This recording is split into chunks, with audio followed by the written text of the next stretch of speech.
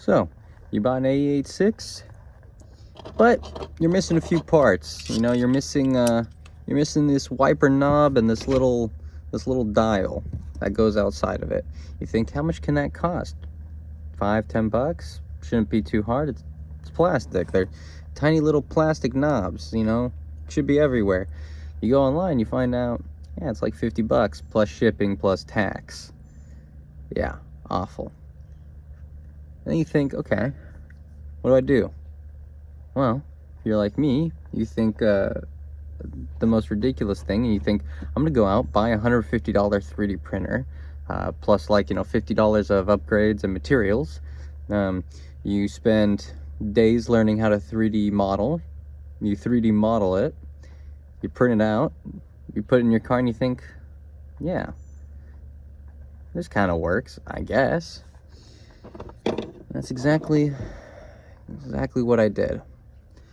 So, today we're talking about 3D printing car parts for the 86. Now, this has been a thing I've been working on for a long time. I've been thinking about doing it for a long time.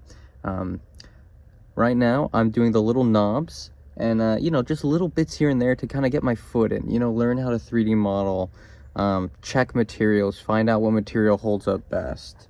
I'm going to go into, you know,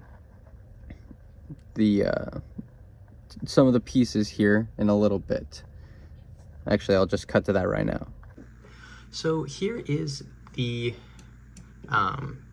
outer dial. As you can see, looks pretty accurate. I did the let me try to make this a little better. I did these little pieces that come off the back. If you see on the original dial, there's a metal piece that's right over here, and it usually ends up splitting the plastic. Let's see if this will focus. You can see, yeah, you can see right there. Here, focus. You see this metal piece here? It has a split. So I don't know why they did that exactly and not just do something like that. So I got that little part there to indicate where the flat bottom is, just like on the original. Focus, those little pieces right there that come up. Let's see, I got the beveling down there, and then here I counted individually on the original each and every one of these. I made sure it was the right angles. I spent far too long counting on this. So here is the outer dial, just the model itself. And now here is the wiper knob itself. So as you can see, there's a slight I guess you would call it beveling here, where it goes down in to kind of accommodate when your hands are on there. Let's see if I can get the profile. If I can hook it up to an original one, you can see it's, you know, it's almost it's pretty much the same thing. You know, you're not gonna be one-to-one just because of you know, the size. I can't get exactly the same on my computer, but yeah, it looks, I think, oh, I dropped it. I think it looks pretty much one-to-one. I spent a lot of time, you know, doing the angles, the beveling, all that stuff, but yeah, I think it looks pretty much one-to-one. You could see the slight, I don't know how well you could see that slight beveling in there. But yeah, that's the original piece, and that's my piece. Then I did this back cutout. God, it won't focus. Here, there, you can see there's a back cutout, and I copied that exactly because that's where I assume what it is you stick a key in there to pop it out. So you know that's how you pull it off of the thing. And now right here, usually there's a metal piece on the inside. I don't know how well it'll focus, but yeah, see that there's a metal piece on the inside there. And I don't know why they didn't just do a flat piece like that. I'm not really sure, but I know sometimes the metal piece rusts and it can pull out, and that kind of causes some issues. But yeah, so this is the model. This is the model before it gets printed, and I think it looks, you know, 100%. I think it's a 1-to-1 copy. I used my calipers, and I spent days trying to get it exact. So here is the 3D printers that I'm using. These are Ender Pro 3 or V2, I think. I bought them from Micro Center with like a $99 coupon. So normally they're like, what, 150 or 200 or something like that. So it was a great deal. And I'm printing in 2 materials to start out with to practice with. PLA, which is a basic, it's like made out of corn or something, and it's not very resistant, but I wanted to test it out to see if it, you know, how it was. And then PETG, which is apparently PLA, but like better in every way, but not as good as ABS. But I wanted to try it out because I've heard good results. I've heard good things about it, but we're going to see how they actually do in the car. And here's just me printing some various pieces that I'll show later. So if you look here, here's what an original one looks like normally. And here is what the PETG, the heavier duty version, looks like after sitting in the sun for, you know, 2-3 weeks. I don't know if you can tell, but there's a little bit of it shrunk a little bit. So this one kept its circular shape, but it shrunk, and as you can see, it's folded in on itself a little bit. You can see there a lot better. When before it was a little wider, like this one. And you can see this isn't perfectly round. It has deformed slightly, but not as much as the original PLA. Now I painted it to see if that would make a difference, and it didn't really. Maybe that made a difference, but so here's the original PLA that I did.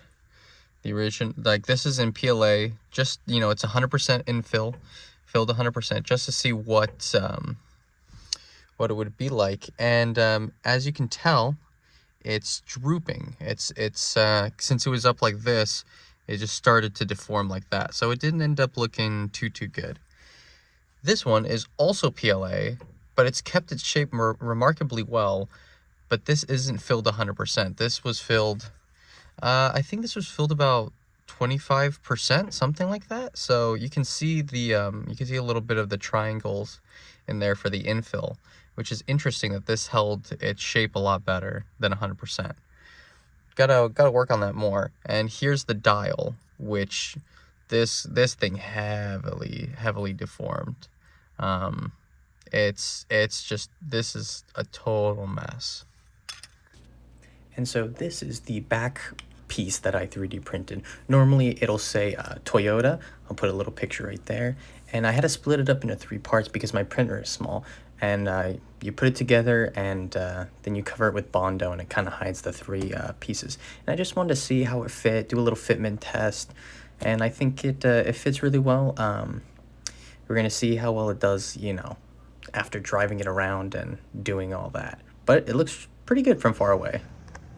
Now with this, as you can see, it has deformed. Not over here, but on that side it's shifted and it's come a little down, and these have started to, the gaps have started to widen. So definitely going to try a different material with a higher infill, and I'm going to actually change the way I connected those pieces. I've been working on a few different things, but it still looks pretty good. It's still holds up at 100 miles an hour, you know. It's held up over in the sun for the last, you know, 2 weeks. So it looks real good from behind. Can't even tell. And right here is the hood prop. This is where you stick the hood prop. I'll post a picture of what it looks like originally, but we did one here in PLA, and it melted a little bit, but it melted to the hood prop. So the hood prop fits perfectly in there right now. And this is in my engine bay, which can get really hot. So it holds up relatively well, actually. So yeah, so those are some of the pieces that I've been 3D printing. right now I'm working on getting a few other pieces, kind of, you know, through, I'm modeling it myself. I don't have any background in it. I've just been practicing and doing YouTube tutorials. I've been using Blender. I tried like a Fusion 360 and I didn't like that one too much. I've been sticking with Blender. It's pretty user friendly and pretty beginner friendly. So I've been using that, and it's been working great. It's been working super great. You know, I'm just working on, there's a mosquito in my car. I've been working on a few other pieces. Right now I'm working on that part that goes around the, right here. This part, I'm working on this, because I know some people have the, if you can see, mine doesn't have anything on this side. I only have the signal indicator, but when you get them off the MR2s, because it's the exact same, I know some of them have cruise control. And so I would just, you know, make another slot on the exact opposite side, so you can put the cruise control there, so you don't have to, you know, chop it off if you don't like. And that's the great thing about 3D printing, is I can change the models. Like right now, what I'm working on specifically is the ashtray. Now, if you are not from 1985, you probably don't smoke all the time in your car to the point where you need an ashtray. It's kind of useless for me, and they're all super dirty. So my plan is to actually change that to maybe a cup holder or a phone holder, or just something that I can put in there, maybe make it just cleaner so it's not as nasty, you know, and just to have a new one in case you don't have one. As well as I'm going to be making the little arms for the signal indicators, because if you've seen one of my older videos, you know I broke it on mine, and I had to get a new one. So if I can do that, then it can save a lot of people from having to go buy a new one. So we're 3D printing things here. I'm going to be doing a lot of different, you know, things. I'll keep you guys updated. I'll make more videos about it. But yeah, 3D printing is great.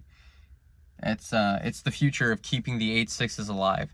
So hopefully one day, my plan is to 3D model the entire interior, and I don't know, I kind of need a job, so I might sell the models for like, you know, $2-3 for the model, or eventually I'm thinking I might 3D print it myself, have a little, like, you know, print farm going, you know, paint the pieces, ship them out. If you have any, you know, specific modifications, I can, you know, do that. Like here, this is one that I'm kind of, I'm working on a lot of stuff at once, guys. If you see here, what I plan to do is, because I know a lot of people don't have AC, is make one of these that's just flat and has, you know, little pods for gauges, or just keep it flat like this, you know. Same with the radio thing, do pieces there. I'm actually gonna work on everything. I want to 3D print everything for the car. I just got to work on materials first. I got to look at different materials, see what works best, test it out. But yeah, that's that. So yeah, I'm still looking for some materials to make these a little bit better. I'm going to go towards a nylon. I'm going to try a little ABS. I found like a carbon fiber style filament.